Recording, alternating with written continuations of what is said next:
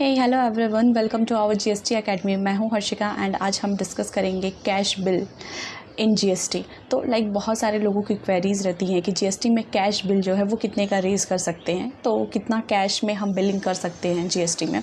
तो ऑल्दो मैं बता दूं, जो रूल 46 है वो टैक्स इनवॉइस का रूल है जीएसटी में, एंड वो उस रूल में ऐसा लिखा हुआ है कि आप पहली बात तो कोई लिमिट नहीं है कैश में आप कितना भी बिल रेज़ कर सकते हो जीएसटी में।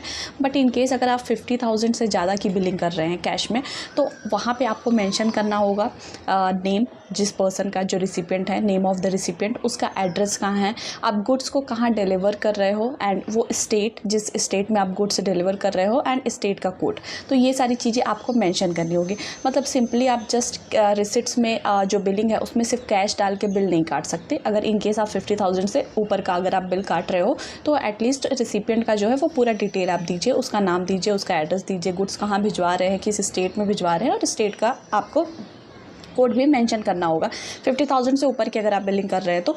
एंड जो इनकम टैक्स का रूल कहता है, रूल 269 ST, जिसमें इनकम टैक्स में जो है कैश बिलिंग रेस करने में थोड़ा सा इनकम टैक्स ने थोड़ा सी प्रोविज़न डाली हुई है, रिस्ट्रिक्ट किया हुआ है।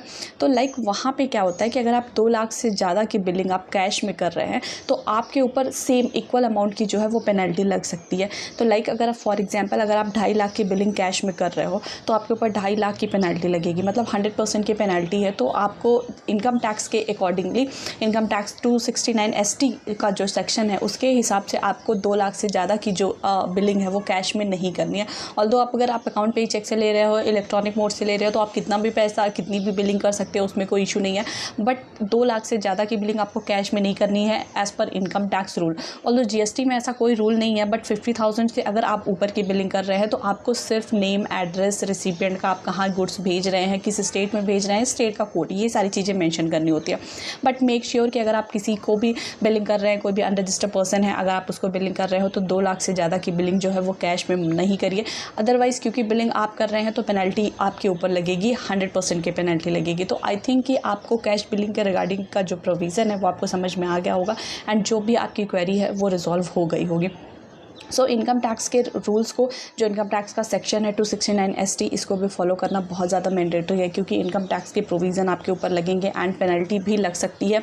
एंड ऑब्वियस अगर 2 लाख से ज़्यादा की बिलिंग आप कैश में करते हैं तो 100% की पेनल्टी आपके ऊपर लगेगी। तो अवॉइड करिए इन सारी बिलिंग्स को कैश में करना, एंड आप मेक श्योर कि अगर आप 2 लाख से ज़्यादा की बिलिंग कर रहे हो तो कैश में मत पैसा लीजिए, आप इलेक्ट्रॉनिक मोड से लीजिए। कोई भी मोड आप ले सकते हैं, बैंक के थ्रू ले सकते हैं, UPI, भीम, जो भी करना है वो आप कर लीजिए, बट कैश से अवॉइड करिए। आई होप कि आपको ये वीडियो अच्छी लगी होगी, एंड वीडियो अच्छी लगी होगी तो प्लीज़ चैनल को सब्सक्राइब कर लीजिएगा, वीडियो को लाइक कर